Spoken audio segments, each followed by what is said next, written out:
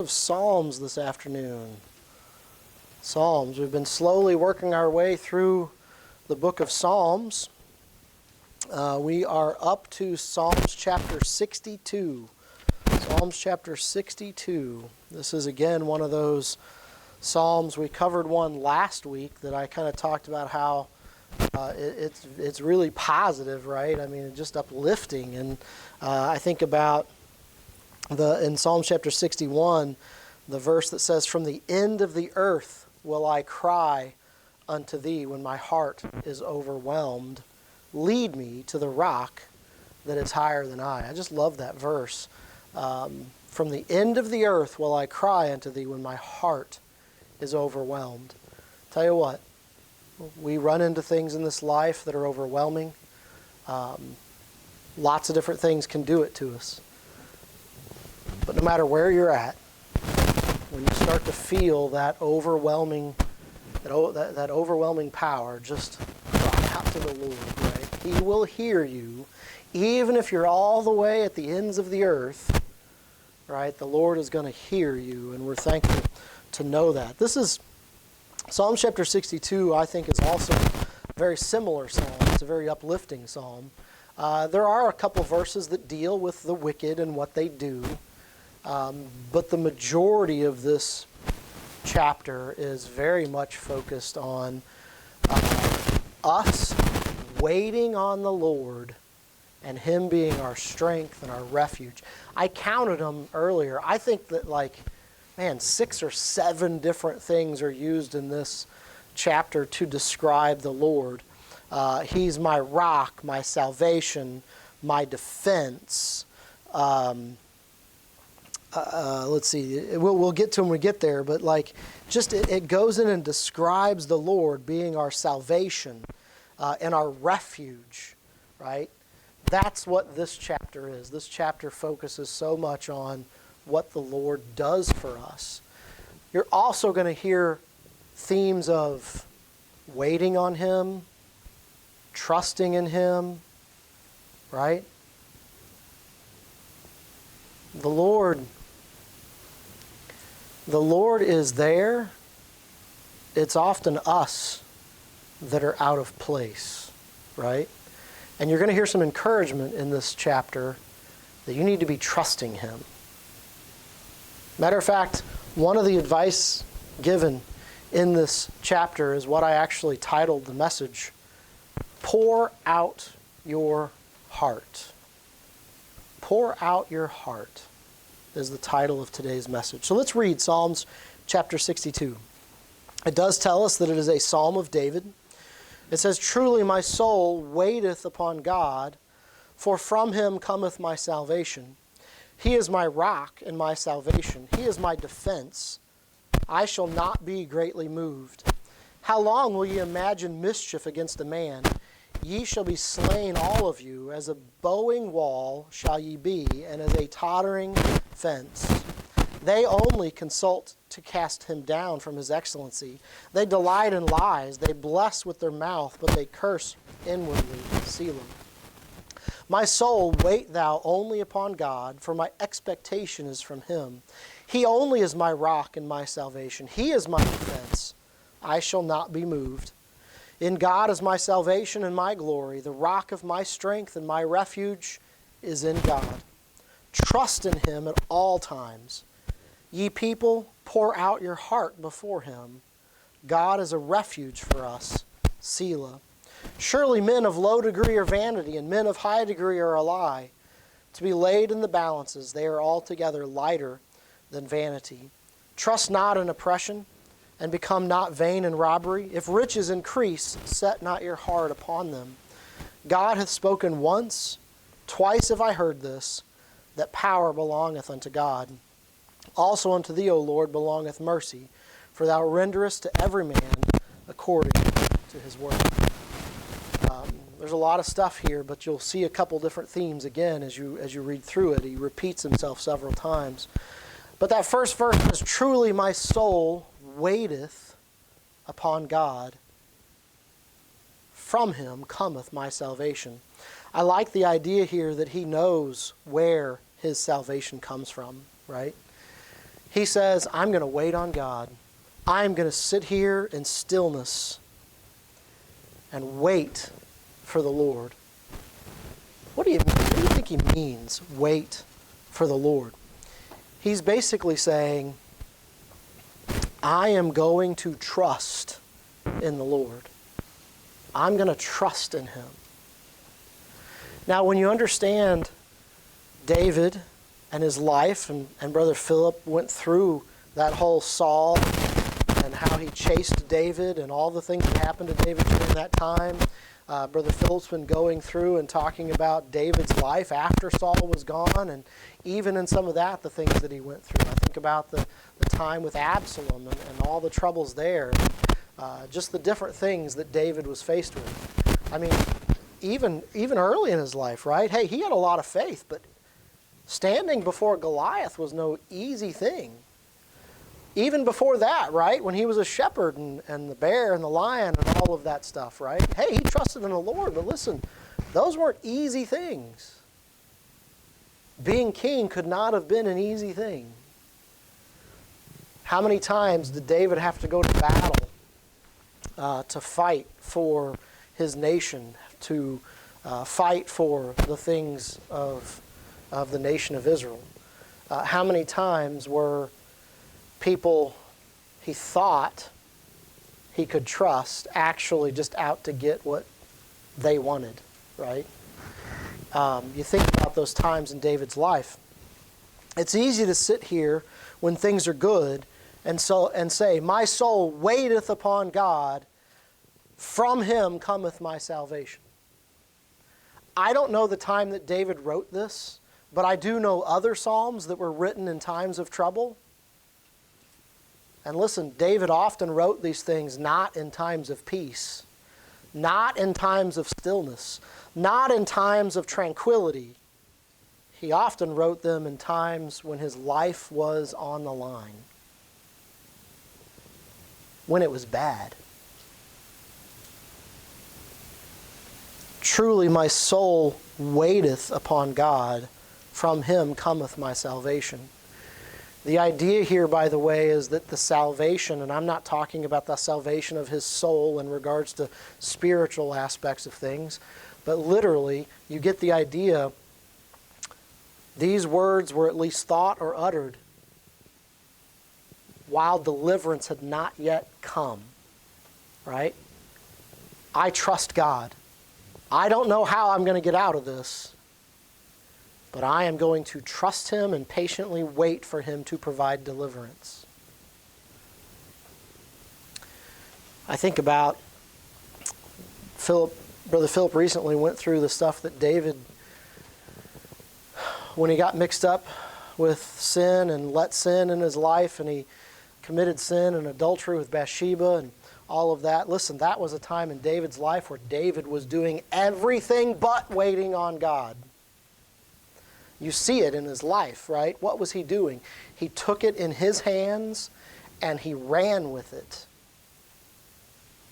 And it is a great example of David not waiting on the Lord.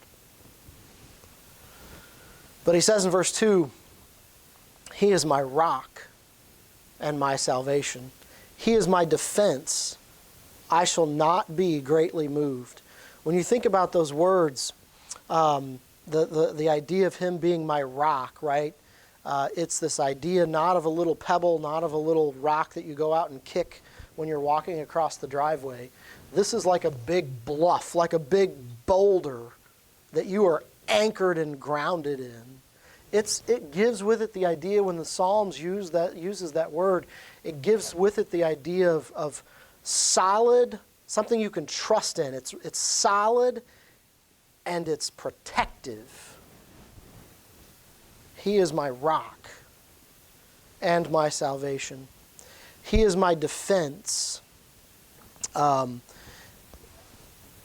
you think about the Lord, you think about how those times when he has delivered you from things, and you didn't always know how it was going to turn out. You didn't always know how this was going to end, and yet the Lord comes along, and you look back, and you go, oh, wow, so that's why he was doing this. That's why he was doing that. That's why this happened.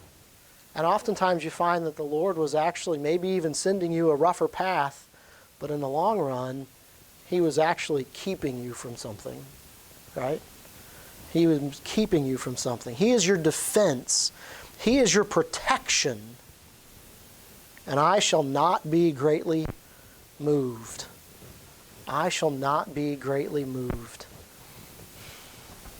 That phrase gives with it the idea of being rooted and grounded, right? Though the winds blow and the waves beat upon it, I'm going to be here. Safe, protected by my defense, my rock. Tell you what, when you're going through troubles and trials, it's kind of hard to sit and to let the winds beat on you and let the waves crash over you.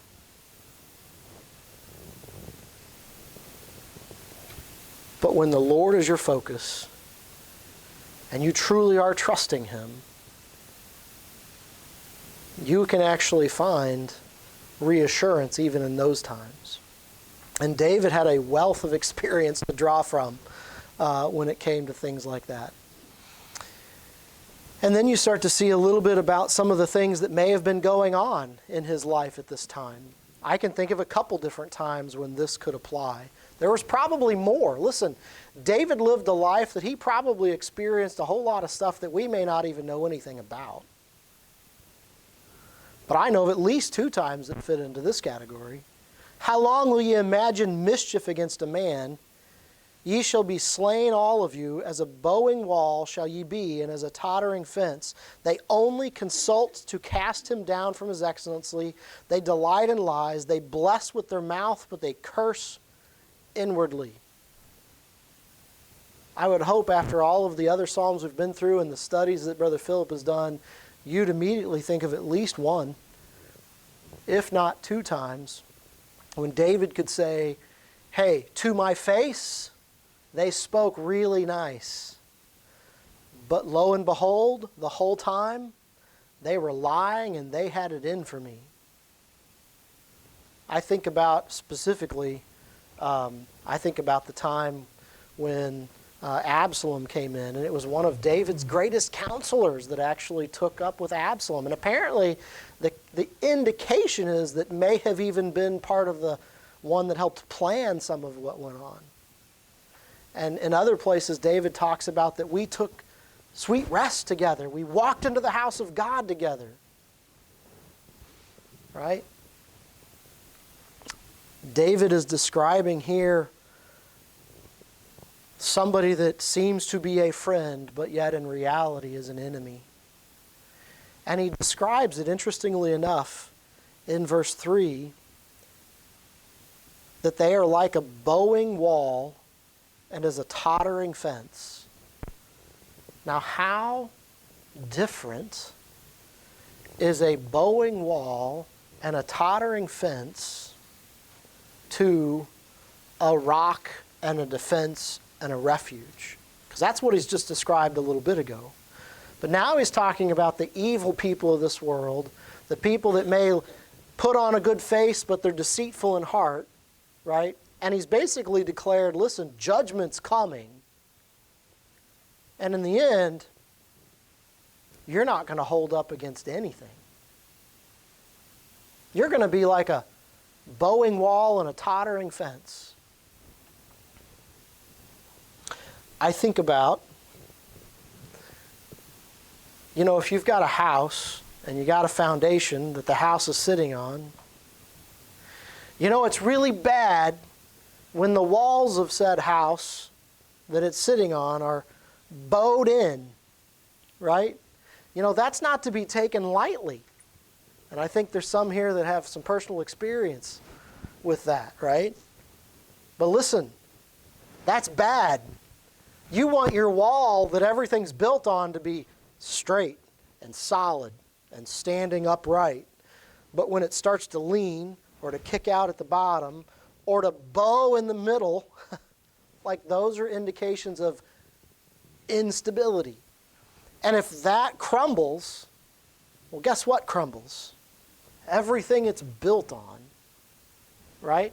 How about a tottering fence? Listen, you want a fence? You want a fence that's going to keep things in, keep things out. You want it to be rock solid and tight. And when you walk up to it, you can't just go like this and the thing just falls over, right? He says, you know what you guys are going to be like? You guys are going to be like a bowing wall and a tottering fence. Now, how would you like to try to sit on a tottering fence? You ever seen, you guys probably haven't been around it a whole lot, so let's just say, have you ever seen a movie where the cowboy's sitting up on top of the fence rail, right? And maybe they're trying to break a horse in the middle of it, right? And that horse is, that guy's sitting up there on that fence and he's cheering and he's rod. And listen, he's comfortable. He's sturdy. Why? Because that fence is rooted and grounded and it's sturdy. How do you think he would feel if he was up there with the guy with the bronco or the wild bull and he's sitting on the fence and the fence is kind of going like this, right? Every time that bronco bumps the fence, man, he thinks he's going to fall off. Okay? David is saying, that's what you guys are like. That's what you guys are like. Right? But what I trust in is rock solid. What I trust in can be used as a defense. What I trust in is going to keep me and protect me in the storms and the winds. But what you guys have just crumbles. It's an amazing comparison between the things that we can trust in God, right? But when we start to trust in man and the wicked things of this world, complete and total opposite. He says in verse 5, my soul, wait thou only upon God, for my expectation is from Him. That is almost a repeat of what he started with up at the top. When you look at it, he talked in verse 1, truly my soul waiteth upon God, right? And here in verse 5, he says, my soul, wait thou only upon God. Where is your true assurance? What is it that you're trusting in? What is it that you're trusting in? Is it the Lord? Is it only the Lord? Well, I trust in the Lord and the armies that surround us and the Constitution that we have and ... You know, the Bible talks about that the king's heart is in the hand of the Lord, right? The king can sway governments. When I say the king, I mean the king. I mean God, right? He can sway governments. The Bible teaches us that we need to be careful trusting in horses and weapons of war. Hey, am I thankful that they've been used in times past for good? Yes. But what you have to understand is that even the mightiest army can't stand before God. Be careful what you put your trust in. God uses some of those things, yes. But what is your trust in? Is your trust in those things or is your trust in God? For my expectation is from Him. I like that. It's, you know what I'm doing? I know where my deliverance comes from. It's from Him. And then again he repeats in verse 6, He only is my rock and my salvation. He is my defense. I shall not be moved. The second time, by the way, he doesn't just say, I shall not greatly be moved. He says, I shall not be moved. I shall not be moved. I think it was Brother Philip. We have the song we know, I shall not be moved. Anchored in Jehovah, I shall not be moved. Can't remember if it was Brother Philip or not, but somebody one time said, you know how Baptists sing that song, right? This is my seat. I shall not be moved. Or, I shall not be moved. Like, we're just right here, man. We're stoic. It's not what it means, right? I shall not be moved, anchored in Jehovah. Man, when you are trusting in the God of heaven, you are secure. It's like being built into the foundation. And you're not going anywhere unless the foundation crumbles. And this foundation isn't crumbling.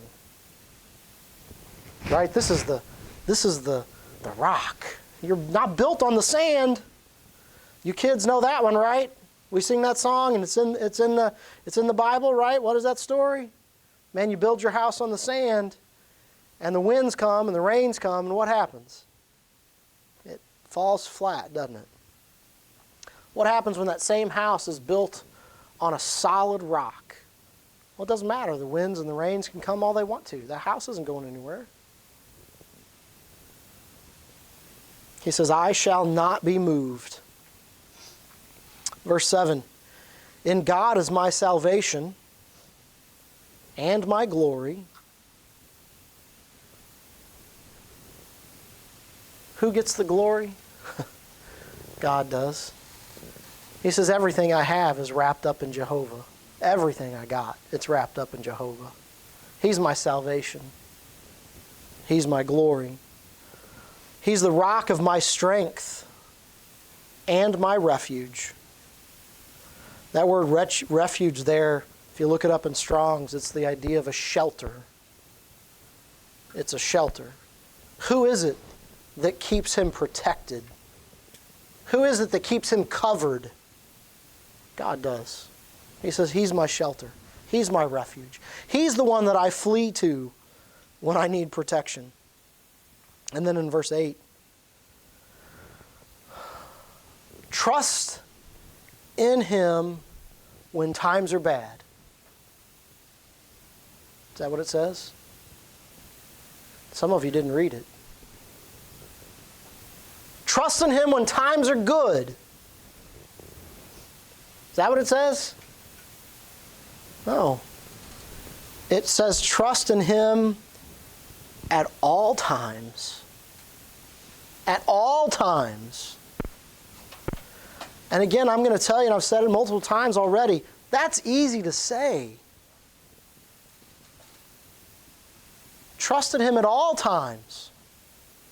Well, what about when Saul is just on the other side of the mountain with all of his troops and he's basically surrounded me and I got nowhere to go? Yeah, then too. Because God promised you, David, that you would be king one day. You are not going to die. David could take the promises of God and have faith that God would supply. And we talked about, right, what happened? At just the right time, somebody came and got Saul and said, oh, by the way, the Philistines have attacked. We got to go right now. And guess what? David got to escape. Trust in God at all times. What about when David was set up as king in Hebron, and it looked like the opportunity had come for him to be king of all of it?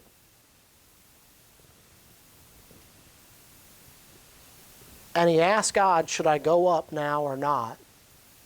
And God told him not to. You got to trust God in those times too. The natural inclination would be to say, man, we got to seize the opportunity. We got to go now. Like now, this is like perfect. If I'm ever going to be king of all of it, it's got to be now. But God said, nope, not my time. Trust God in all times. And then he says, pour out your heart before Him. Pour out your heart before Him. How many psalms start with something like, hear my cry, O God. Hear my cry. You see in that simple sentence somebody that is pouring out their heart to God. They are at a vulnerable time. And his advice is, trust him in all times and pour out your heart to him. Listen, don't just trust him and then act like he's not even there. Don't trust him and then never ask him again for any help or anything. Right? Just because I'm trusting him doesn't mean that I can't go to him with my burdens and my worries and my concerns. Pour out your heart before him. Cry to him.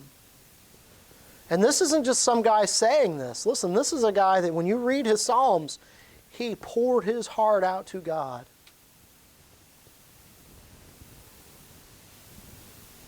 Pour out your heart before him. God is a refuge for us. And what is that word refuge again? Do you remember? It's the idea of a shelter. Hey, you trust him. You trust him in everything. And you pour your heart out to him. And you will find that he is your shelter.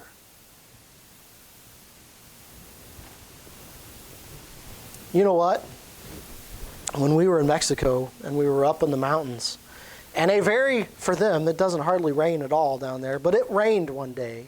And listen, lightning can be a scary thing, okay?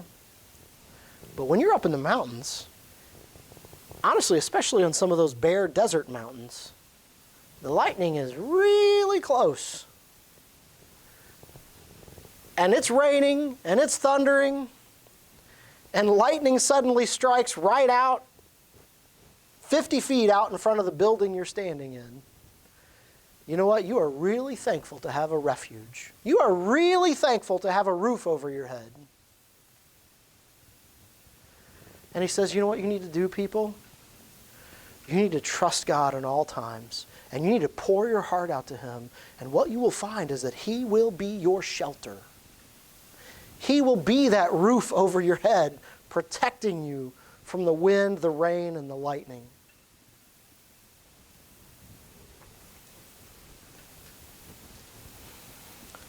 Surely men of low degree are vanity. Men that are of low degree are vanity. And you might sit here and think, well, he's pointing out to these people and saying, well, those people over there, they're worthless. They're like nothing.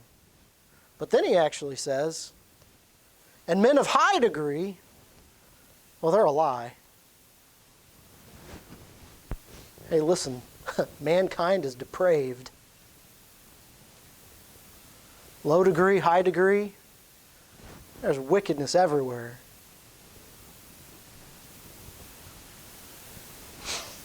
To be laid in the balance, they are altogether lighter than vanity. He says, you take a men of low degree and you take men of high degree and you put them in the balance. You put them on the scales. Especially you kids may not understand what we talk about when we talk about this balance. It's this idea of taking something, and they would have a middle part, right, and bars across the top, and two things would hang down. And you'd weigh out the measure, right? How much is something worth?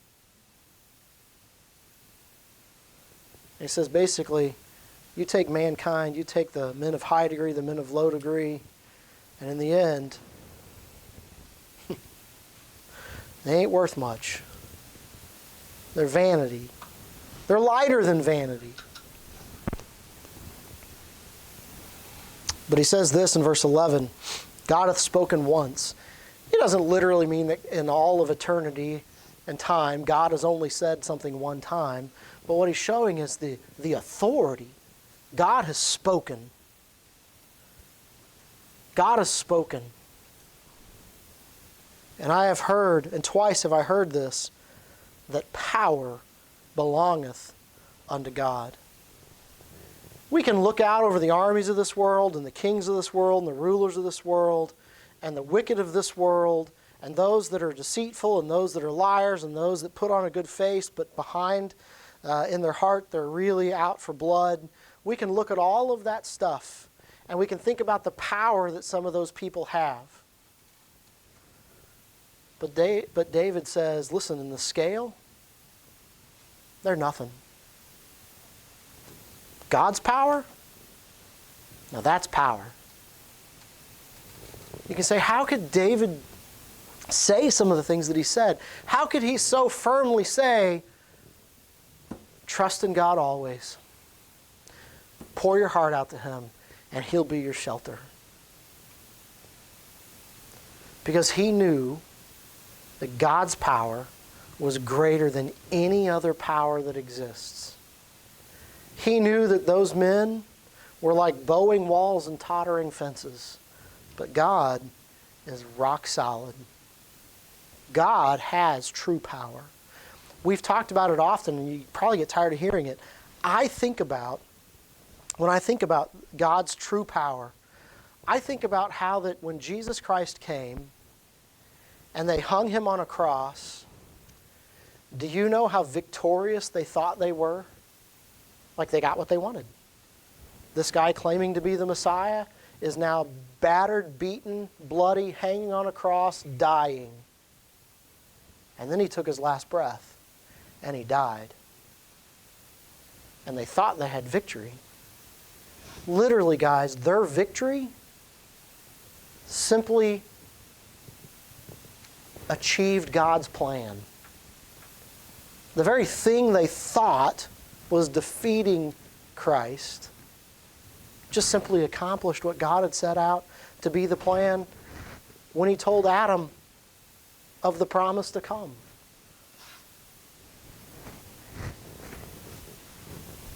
God cannot be overthrown. And when you know that, and when you trust that, listen, you can see a lot. You can experience a lot. You can go through a lot, knowing that Christ, knowing that God is all-powerful, all-knowing.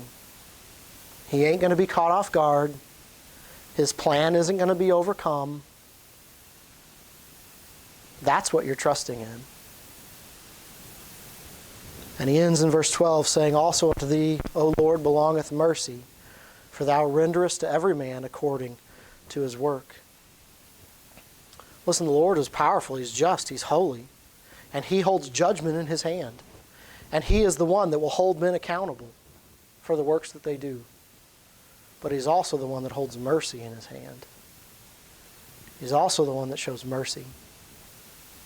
Mercy belongs to Him. Yes, He's the judge. He's the judge of all. He's also the one that shows mercy. We're thankful to know that He does. All right, we're going to go ahead and wrap up there. Take a chance. If you get a chance, read over that psalm a little bit. Spend a little bit of time in it. Think about all the things that it described Him as. Salvation and refuge and defense and strength and rock. Think about the opposite of that, the tottering fence and the bowing wall. Think about the power of man compared to the power of God. And then you sit back and you trust Him in all things. You pour out your heart to Him, and you'll find that He is your refuge. All right, Brother Philip, would you come and lead us in a song, please? We'll go ahead and stand as we sing.